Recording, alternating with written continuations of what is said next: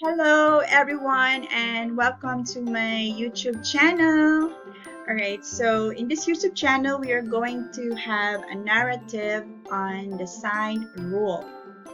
Okay, so I want to say thank you to all of you for supporting my channel. And yes, school year 2022 and 2023 flies so fast, and school break is fast approaching. Let us rejoice in the excellence, spiritual artistry, passion, and technical skills our teachers have been sharing to all of us. As a family tutor, I realized the importance of emptying the cup because as a teacher, I am also a student. This brings me to the idea of Gaia and consciousness, and hope you're a practitioner and appreciator of it. There's a remarkable video I want to recommend, and its link is in the description below.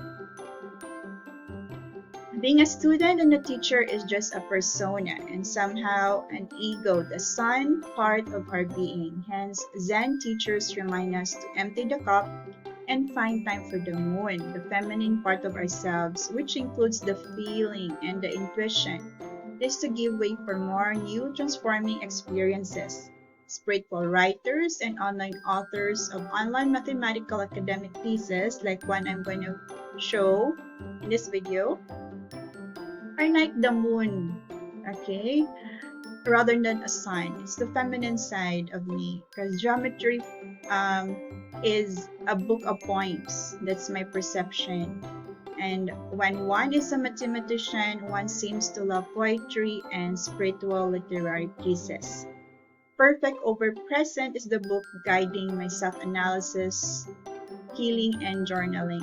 So much for an introduction. In this video lesson, I will demonstrate how to use GeoGebra in exploring your own visual proofs on geometry and trigonometry theorems, such as the sine rule.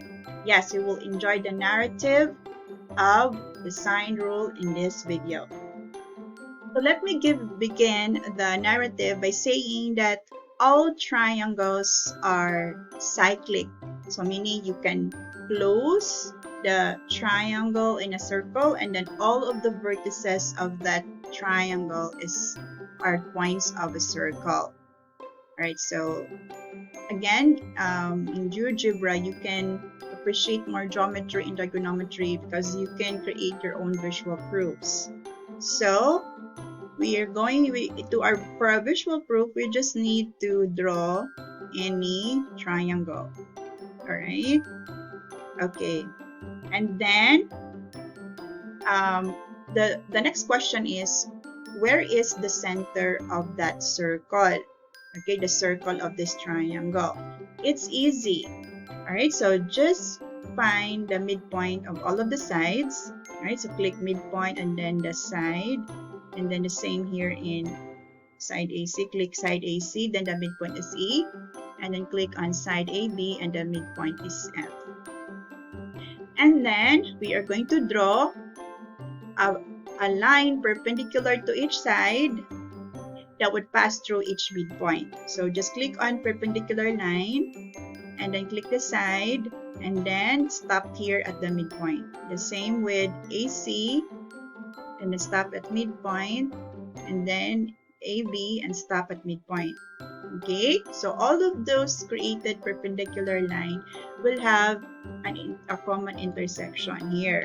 And yes, it's very significant because that is the center of the circle. So let's now create a circle. Click on circle with center, click on the intersection, and stop at any vertices. So see, this triangle is indeed cyclic. Why? Because all of its vertices are part of the circle, are points of the circle. Okay. And then, what is the narrative behind the sine rule? Alright, so the story of the sine rule is basically making sense or giving or quantifying, right, the ratio of one side like this side, let's call this side A, over the sine of its opposite angle. So this angle is angle A. So if we are going to quantify its ratio, so the A, having A as the numerator and then sine A as the denominator, there would be a constant. There's a constant value, and then it's a pure number. Okay, and then they realize that it's really constant, all right, for any of the sides. So for example,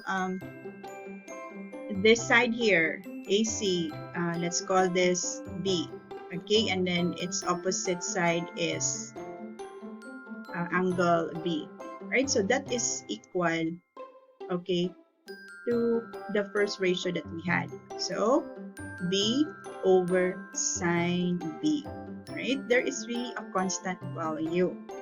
Okay, and finally, it's true also that constant value, being constant, is true for the ratio of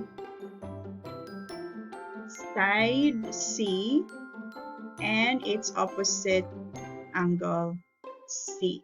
Okay, so C over sine C. And then you might be wondering, what is that constant? Okay, so this is an online resource in Australia, right? So I'm really studying circle geometry and trigonometry because I just really want to